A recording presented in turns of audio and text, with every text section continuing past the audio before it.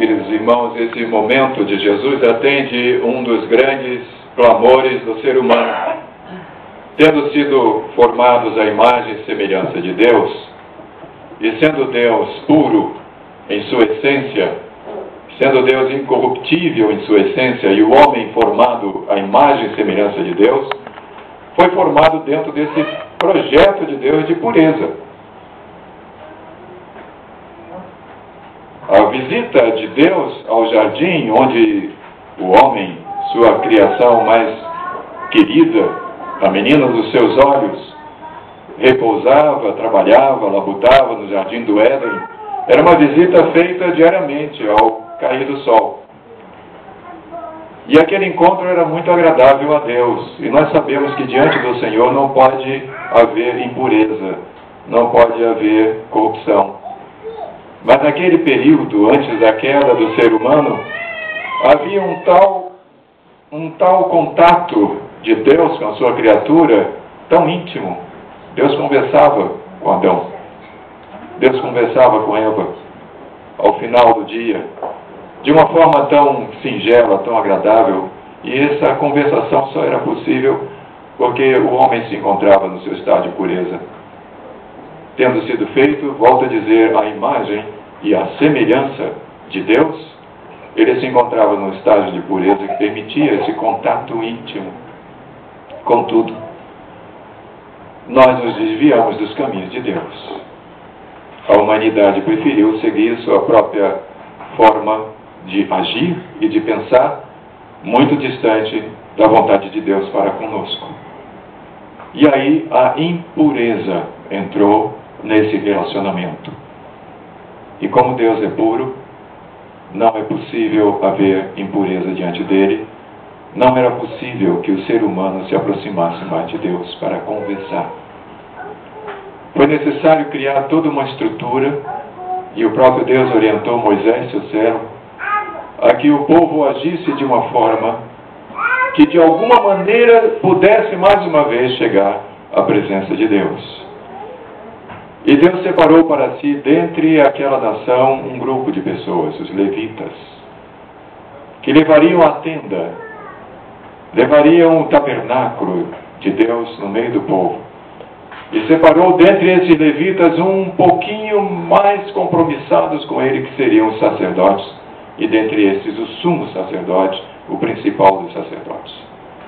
E através de um mecanismo de oferecer vidas, derramar sangue, foi possível restabelecer, através da função do sacerdote, uma ponte de ligação novamente diante de Deus, porque ali estava o sangue de um inocente, lembrando ao povo que somente o sangue de um inocente poderia estar na presença de Deus. Sabíamos que aquela vida pertencia a Deus e voltava para Deus. Poderia estar na presença de Deus. Sabíamos que aquela vida pertencia a Deus e voltava para Deus. E Deus estabeleceu, com o apoio usando Moisés, uma legislação, uma lei que permitiria que as pessoas convivessem. Já não eram semelhança de Deus, era apenas imagem. Mas semelhança de Deus nós não éramos mais. Fomos criados à imagem e à semelhança, continuamos imagem, mas perdemos a semelhança quando voltamos as costas para o Senhor e doador da vida. Então era preciso estabelecer uma legislação, uma norma de conduta que permitisse que o homem se aproximasse novamente de Deus. Então Deus entregou ao seu povo a lei, ou a Torá. A Torá era uma legislação que visava restabelecer comunhão e pretendia ser bênção e não maldição. Contudo, os preciosistas, dentre os levitas, dentre os homens que estudavam a Torá, começou a surgir uma tradição interpretativa da Torá, que passou a ocupar no coração das pessoas a importância e a influência que a Torá deveria ter. Era chamada tradição dos anciãos. interpretações do texto da Torá adaptado à vida. E várias vezes a interpretação do texto da Torá era antagônica ao que a Torá dizia. E criava uma situação de o povo não saber a quem seguir. Mas como a maioria das pessoas não tinham acesso aos rolos da lei, lembremos-nos que Gutenberg ainda não havia nascido, nem a imprensa inventada, nem a facilidade das casas publicadoras distribuírem bíblias entre os povos, para as pessoas lerem, lembremos-nos disso. Eram os intérpretes da lei que traziam a lei até o povo. Uma responsabilidade muito séria, mas que alguns estavam abrindo mão e dando uma ênfase maior à interpretação que fazia do que ao conteúdo da Torá. Isso chega até os tempos de Jesus.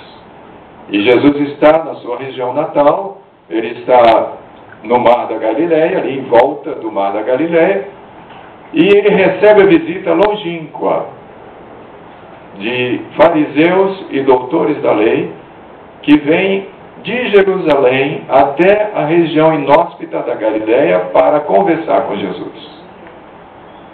E no meio dessa conversa, da troca de informações, querendo saber mais a respeito do caráter de Jesus, eis que se aproxima a hora da refeição, os discípulos simplesmente sentam-se, pegam do pão, partem e começam a oração suprema. A tradição comandava, a tradição dominava. E ai daqueles que não seguissem a tradição, eles estavam contra. E os fariseus e os doutores da lei, por dominarem o conhecimento dessa tradição dos anciãos, dominavam as consciências das pessoas, obrigando-as a atitudes religiosas e não a atitudes de fé. Nós já aprendemos que religião e fé são duas coisas distintas. Aos visitantes. E eles se dirigem a Jesus e questionam Jesus: por que você não ensinou aos teus discípulos a tradição dos anciãos? Por que você não ensinou aos seus discípulos que eles devem lavar as mãos antes de comer? Uma coisa saudável, não é verdade? Nos tempos modernos, nos tempos contemporâneos, nós aprendemos que devemos ter higiene antes de sentar à mesa para comer, lavar as mãos e sentarmos e partirmos o pão, enfim, nos alimentarmos. Mas no tempo de Jesus, a questão do ritualismo e da pureza era uma questão que transcendia a questão de se contaminar por uma doença. Era uma questão de obedecer a uma tradição. E a tradição pode muito bem, às vezes, serem antagônicas. Religião pode lutar contra a fé e diminuir, enfraquecer a fé de muitas pessoas, muitas boas pessoas. Nós sabemos disso. A tradição dos anciãos, portanto, era algo que havia subido a níveis inimagináveis na consciência do povo. E Jesus recebe aquela crítica violenta por parte dos doutores da lei e dos fariseus. E ele responde no mesmo nível. Bem profetizou Isaías a respeito de vocês, hipócritas. Não teve meia palavras, chamou-os de hipócritas porque eles eram hipócritas. E disse: por causa da tradição de vocês, vocês dobram a lei da maneira como vocês querem. Porque a lei diz que vocês devem honrar seus pais e honrar suas mães. E na necessidade de um pai e de uma mãe que procura um filho, se esse filho disser, de acordo com a tradição dos anciãos, de acordo com a tradição dos antigos, o que eu posso dar a vocês, pai e mãe, eu infelizmente não vou poder dar. Vocês vão continuar com carências e com necessidades, porque o que eu posso dar a vocês, eu já dediquei. Tudo aquilo que é dedicado a Deus pertence a Deus. Eu já não posso mais fazer uso para doar a vocês. A lei é muito clara, disse Jesus: honra teu pai e a tua mãe, para que se prolongue os teus dias na terra que o Senhor teu Deus te dá. Mas vocês dizem que não precisa cumprir essa lei, se por acaso vocês dedicaram a Deus o dinheiro que vocês poderiam ajudar seu pai e sua mãe, que estão num momento difícil agora, passando necessidade. vocês são hipócritas.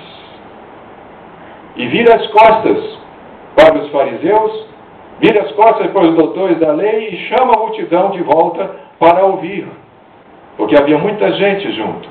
E ele diz, isso um judeu dizendo era uma coisa absolutamente abominável na cabeça dos seus confrades. Ele diz, nada há fora do homem que entrando dentro dele tem a possibilidade de contaminá-lo. Para um judeu, isso é uma blasfêmia. Mas Jesus não está preocupado com isso. Ele está preocupado com a pureza das pessoas, mas não com a pureza religiosa, não com a pureza ritual. Ele está preocupado que os seus discípulos aprendam o que é ser puro. E ele explica, nada pode entrar num ser humano e contaminá-lo. Porque o que entra pela boca vai para seu estômago, seu intestino e depois é desprezado em locais escusos. Mas, disse Jesus, prestem atenção, o que sai de dentro do homem, isso é o que o contamina. Porque o que sai de dentro do homem, sai de dentro do seu coração, de onde provém todas essas coisas que eu faço absoluta questão de ler para vocês. Assim vós também não entendeis? Não compreendeis que tudo o que de fora entra no homem não pode contaminar, porque não lhe entra no coração, mas no ventre, e sai para lugar escuso, e assim considerou ele puros todos os alimentos. E dizia, o que sai do homem, isso é que o contamina, porque de dentro do coração dos homens é que procedem os maus desígnios. Maus desígnios, vontades perversas, vontades maléficas para com o outro. A prostituição, a avareza, os furtos, os homicídios, os adultérios, as malícias, a mentira, a lascívia, a inveja, a blasfêmia, a soberba, a loucura. Ora, todos esses males vêm de dentro e contaminam o homem.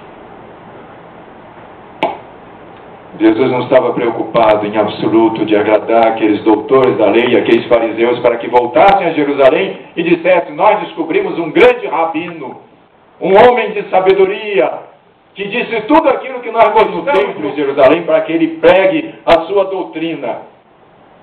Jesus não estava impressionado em agradar as autoridades do seu tempo, muito menos as autoridades eclesiásticas, porque eles confundiam e exerciam tanto o poder secular quanto o poder eclesiástico no meio do povo. Era o Sinédrio que determinava as coisas, e o Sinédrio era composto de pessoas que legislavam e que falavam da lei de Deus. Jesus não queria saber de agradar ninguém, ele queria que as pessoas despertassem e acreditassem que o reino de Deus havia chegado e que era momento de mudanças. Era momento de chegar diante de Deus e dizer, Senhor, limpa o meu coração, porque eu agora eu aprendi que é de dentro de mim que saem coisas que podem me contaminar. E eu não quero armazenar dentro de mim essa situação horrorosa. Eu quero estar cheio do teu Espírito. Eu quero estar cheio da tua presença. Eu não quero estar cheio de podridão, porque os frutos das coisas que vêm de dentro de mim estão apontando para a prostituição, para o adultério, para a avareza, para a malícia, para a mentira. E eu não quero mais que isso aconteça comigo. Queridos irmãos, o que nós podemos aprender desse texto é o seguinte. Muitos de nós têm sido pessoas religiosas. Muitos de nós têm sido pessoas religiosas. São membros de comunidade, têm o seu nome arrolado na computação daquela igreja, são presidentes de sociedade de senhoras, presidentes de sociedade de jovens, presidentes de sociedade de moços, são diáconos, são presbíteros, são pastores. Muitos de nós somos religiosos em extremis, religiosos até demais. Numa busca desesperada pela pureza, uma busca desesperada para agradarmos a Deus. Mas o Senhor Jesus disse, nada disso tem valor. Se você não tem o seu coração puro diante do Senhor.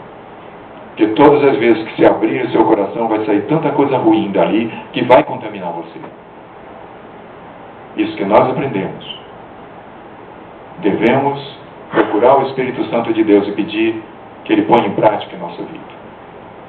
Para que nós sejamos pessoas diferentes do que temos sido. Aqueles que pela glória de Deus, pela graça de Deus, já foram transformados pelo derramado do Espírito Santo no seu coração. Aleluia, louvado seja Deus por isso. Mas aqueles que estão vivendo uma vida de religiosidade, uma vida de superficialidade, porque viver de acordo com a religião mais do que os fariseus, viver de acordo com a religião mais do que os doutores da lei, era impossível. Jesus falou que vocês são hipócritas.